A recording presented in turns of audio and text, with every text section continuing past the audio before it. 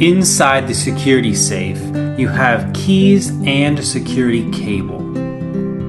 When you first get the safe, to open it the first time, take the 2 keys that are included and open up the safe. Then take 4 AA batteries and put them into the battery slot to activate the safe. In order to reset your device, press the reset button 3 times. The next step is to add your digital password. Press the add button, then input the password you would like to have.